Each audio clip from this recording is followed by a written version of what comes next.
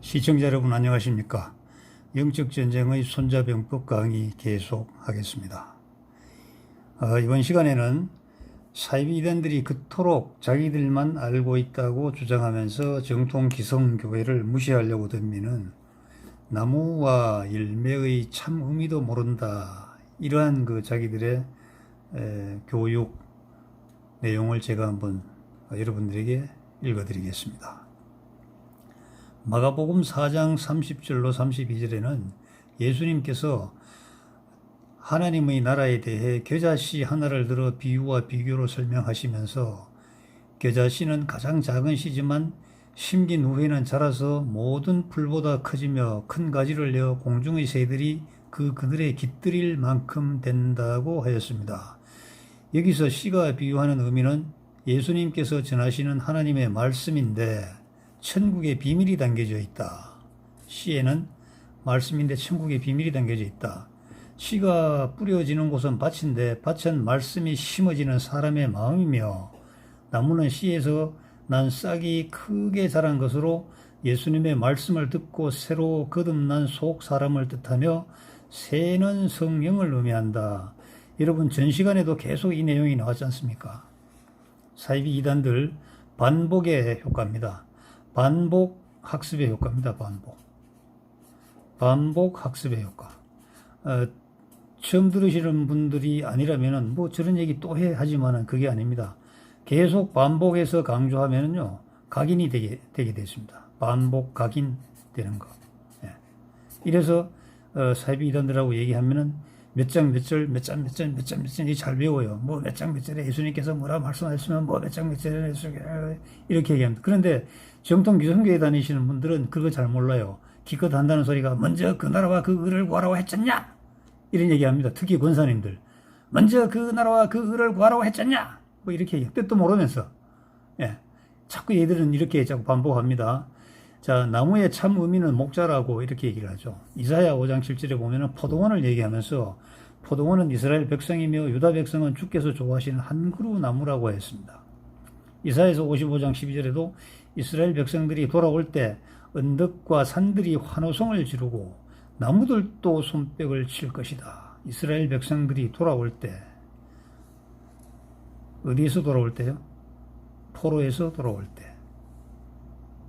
나무들도 손뼉을 칠 것이라고 하였다. 에스겔서 31장 3절에는 아수르 사람들은 백향목 나무 같다고 표현했죠. 다니엘서 4장 22절에 느부갓네살 왕을 나무라고 하였고 요한복음에서는 참 포도나무를 예수님이라고 했죠. 가지의 참 의미는 제자다. 가지는 제자다.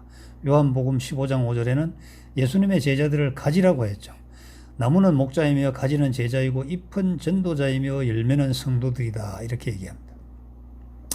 이렇게 이제 자기들이 풀어서 설명을 합니다. 잎사귀의 참 의미는 전도자이다. 요한계시록 22장 2절에 보면 생명나무 잎사귀가 만국을 소성한다고 증거했죠. 에스겔 47장 12절에는 과일나무가 주님의 성전에서 흘러나오는 물을 먹고 자랐기 때문에 놀라운 열매를 맺으며 그 열매는 약재로 사용할 것이라, 이렇게 증거되어 있습니다.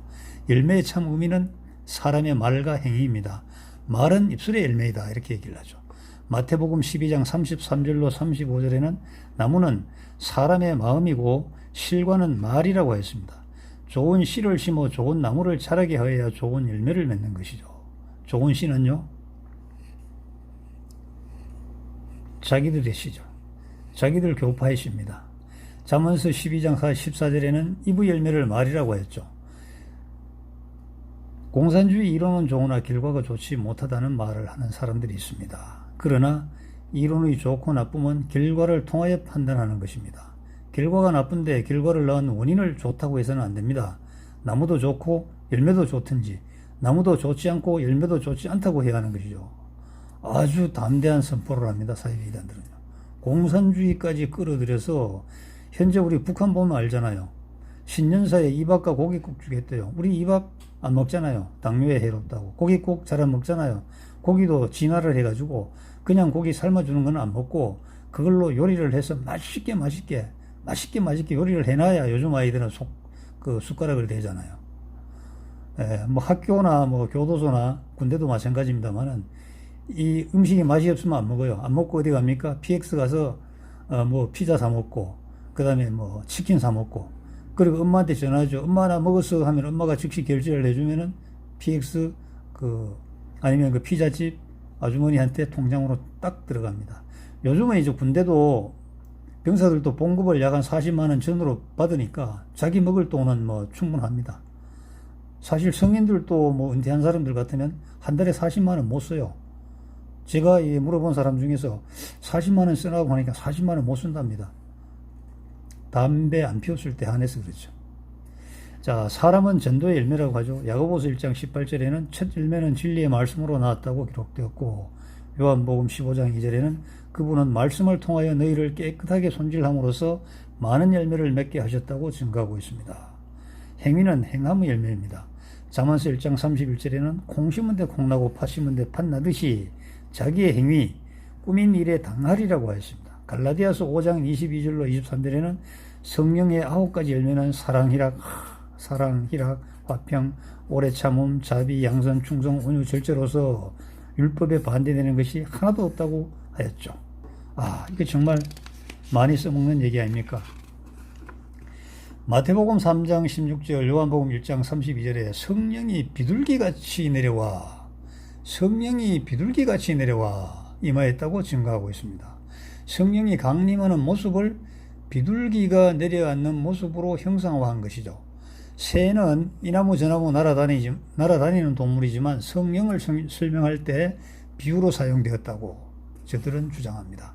성경의 곳곳에 하나님의 성령이나 사단의 악령을 새로 표시하였으므로 이산저산을 날아다니는 새로 오해하지 말고 새의 참 의미를 알고 성경을 읽어야 한다고 강조하는 것이죠. 마태복음 13장 31절 32절에는 자기 밭에 심은 겨자씨 나무에 공중의 새들이 깃든다고 기록되었으며, 새는 하나님의 성령이며 나무는 사람을 뜻하는데 하나님의 말씀의 씨로 거듭난 속 사람을 바로 이 사람이라고 하는 것입니다. 마태복음 3장 16절에는 성령을 비둘기로 표현하였고, 요한복음 1장 32절에서도 성령을 비둘기로 표현하였습니다. 요한계시록 19장 17절에는 어린 양의 혼인잔치에 새를 청하였다 하고 기록되어 있습니다. 어린 양은 예수님이며 새는 하나님의 영을 말한다고 저들은 말하고 있죠. 악령으로 비유된 사단의 새입니다. 요한계시록 18장 2절에 바벨론을 귀신의 처소라고 하면서 가증한 새들이 모이는 곳이라고 하였습니다. 가증한 새는 더러운 영을 말하죠. 새는 마귀요 악령이라고 했습니다. 마태복음 13장 4절에는 길가밭에 뿌려진 씨를 새가 먹어치운다고 했습니다. 새가 임한 두 나무의 실체가 있는데 하나님의 성령나무요, 하나는 사단의 악령나무입니다. 마태복음 3장 16절에 하나님의 영이 비둘기처럼 예수님의 머리 위에 내려오는 것을 보았다 하고 기록되어 있죠. 여기서 새의 의미는 성령이죠. 요한복음 15장 1절에는 예수님은 참 포도나무이고 아버지는 농부라고 하였으며, 요한복음 14장 6절에는 나무이신 예수님은 길이요 진리요 생명이라고 하였습니다. 그러므로 예수님은 생명나무이신 것이죠. 요한복음 6장 63절에는 생명을 주는 것은 육이 아니요 영인데 예수님의 말씀은 영적인 생명을 주는 것이라고 했습니다. 요한복음 8장 44절에는 너희는 악마의 자식이며 악마는 처음부터 살인한 자요. 진리를 미워하여 비진리의 말을 한다고 증거되어 있습니다. 마태복음 23장 33절에는 뱀들아 독사의 자식들아 어떻게 형벌을 피하겠느냐며 경고하셨고, 마태복음 23장 27절에는 회칠한 무덤 같다고 했으며, 누가복음 11장 44절에는 평토장한 무덤 같다고 서기관들과 바리새인들을 경고하셨습니다. 평토장이라는 것은 봉분이 없는 무덤입니다. 원래 땅에 봉분을 해서 여기에 이제 시신이 들어갑니다만은 이 평토장은 이것을 없애버린 겁니다. 겉으로 보면 땅이에요. 그런데 이 안에 시신이 들어가 있는 거죠. 이 사람 중에 시신이 들어가 있는 겁니다. 이걸 평토장한 무덤 같다고 얘기합니다. 나무는 사람을 뜻하는데 사단의 나무는 선악나무이며 비진리를 전하여 사망에 이르게 하는 악령나무이다.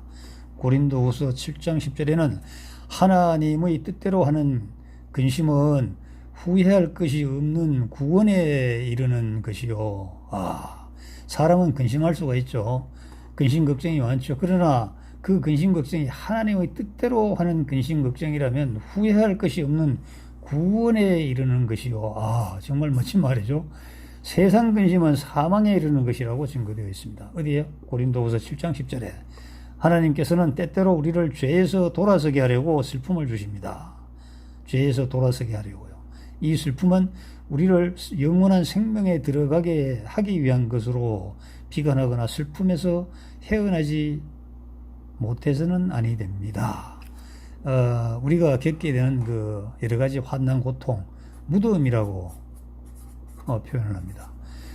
구원을 받았더라도 이 무덤의 과정은 계속됩니다. 구원 받았다고 해서 모든 것이 everything okay 이렇게 얘기하는 또 교파들 많아요. 안 됩니다. 불교에서도 도노돈수, 도노전수 얘기하는데 깨닫는 것은 그 성냥이 이렇게 탁 쳐서 불이 일어나듯이 팍 깨닫는다고 하더라도 사실은 계속 수양 정진을 해야 그 도를 유지한다는 게 도노점수거든요. 그래서 우리도 구원 받았지만은 우리가 정말 뚜껑을 열고 나와야 될 무덤 속에 우리가 있습니다. 뭐냐면은 재물의 무덤도 있겠고, 그 다음에 가족의 무덤도 있겠고, 자식의 무덤도 있겠고, 또 우리가 만나는 사람들과의 관계의 무덤이 있겠고, 또 뭐가 있겠습니까? 아픈 사람들은 질병의 무덤이 있겠고, 또 온갖 그 무덤이 있습니다. 이 무덤은 각인각색이죠. 사람에 따라 다르고, 또 사람에 따라 모양도 다르고, 또 이 무덤에 있는 기간도 다르고, 또 벗어나는 방법도 다양합니다. 그래서 이러한 무덤에 있는 것은 하나님의 계획 속에 있기 때문에 우리가 슬퍼해서도 안 되고 비관해서도 안 되고, 또 이걸 다른 방법으로 헤어나려고 어디 가서 용한 사람에게 안수를 받는다거나 또 심지어 기독교인들도 많이 합니다만 어디 가서 구설한다거나 점을 한다거나 그렇게 하면 안 됩니다. 이 무덤은 창조주 하나님께서 각 그 창조하신 피조물에게 내리는 그 무덤이기 때문에 어떠한 방법으로도 피해 나갈 수가 없습니다. 견디고 여기서 지혜로 정말 하나님 말씀을 붙들고 나오는 수밖에 없습니다. 다른 사람이 도와줄 수 없습니다. 세상의 슬픔은 참다운 회개의 슬픔이 아닌 까닭에 영원한 생명으로 이끌지 못하지만 제가 이렇게 설명하는 것은 전광문 신학에 제가 요즘 매료가 많이 됐습니다. 전광문 신학에 따른 것입니다. 정말 소중하고 정말 귀한 분이고 대한민국 예수한국 복음 통일을 위해서 정말 내려오신 분이라고 생각을 합니다. 하나님이 주신 슬픔은 세상에서 지은 악을 씻어버리고 영원한 생명의 나라로 들어가게 하는 세심한 배려임을 잊지 말아야 합니다. 이런 마음을 갖지 않으면 세상에서 슬픔을 겪고 헤매고 있는 우리에게 광명한 천사인 것처럼 위장한 사단이 접근하여 나름대로 이적을 보여주면서 현실적인 문제를 해결하는데 도움을 주는 것 같지만 결국 하나님을 배도하고 영원한 생명의 나라인 천국으로 가지 못하게 할 뿐이다. 나무라고 해서 다 이로운 나무는 아니며 새라고 해서 다 좋은 새는 아니다. 역시 또 본질이 나오죠. 나무와 새를 분별하는 능력을 길러야 한다. 나무와 새를 분별할 수 있어야 사단의 악령나무를 피하고 악령나무에 깃들어 있는 악령의 새를 잡을 수가 있다. 악령의 새는 누구냐? 너희들을 지옥으로 이끄는 기성교회 목사들이며, 악령나무는 또 누구냐? 너희들이 몸담고 있는 그 교회, 너희들 그 집단, 그것을 악령나무야. 그것을 피해서 우리에게로 나와. 이런 얘기입니다. 결론은요. 제가 이제 요거 전광훈 신학은 원래 이런 말씀을 드리려고 한 건 아닌데 갑자기 튀어나왔습니다. 어떤 불쑥 나왔네요. 저는 이제 원래 한 10년 전에 고인이 되셨습니다만은 서머나 교회 김성수 목사님 설교 900편을 제가 들었습니다. 김성수 목사님 생시에 남긴 그때는 살아 계셨는데 설교와 야간 900편 로마서 강의를 중반부분 하다가 이제 갑자기 심장마비로 가셨는데 900편을 제가 한 4번 정도 들었습니다. 정말 이것을 들었을 때 그 감격이란 건 이루 말할 수가 없어요. 제가 그동안 교회 다니면서 풀리지 않았던 정말 어정쩡하고 시나브로 같은 그 이상한 설교들, 잘 먹고 잘 살자부터 그것을 이제 완벽하게 이제 의문을 다 지우고 본질에 접근하게 한 우리 그 고 김성수 목사님. 지금도 서울 강남 고속터미널 옆에 가면은 그 성원아 교회가 운영되고 있습니다. 그리고 그 다음에 이제 또 눈을 활짝 뜨게 한 분이 전광훈 목사님입니다. 전광훈 목사님. 이분에 대해서는 저도 여러분들과 같이 피상적으로 생각할 때는 여러분들과 똑같은 말을 했습니다. 부정적인 말, 비난의 말. 그런데 웬걸 설교 딱 한 편 들어보고 제가 확 바뀌었습니다. 저는 신학을 공부했습니다마는 교회에 가지도 않은 우리 집사람, 제 아내가 이 설교 한 편 듣더니만은 매일매일 하루에 이 설교 5편을 듣지 않으면 잠을 안 자는 거예요. 여기에 매료돼 가지고 혼자 아멘, 아멘 하면서 말입니다. 그렇게 박수를 쳤습니다. 그래서 우리 정광훈 목사님은 가히 정광훈 신학이라고 해도 조금도 손색이 없습니다. 여러분께서도 제가 저 말을 하려고 얘기 나왔나? 아니거든요.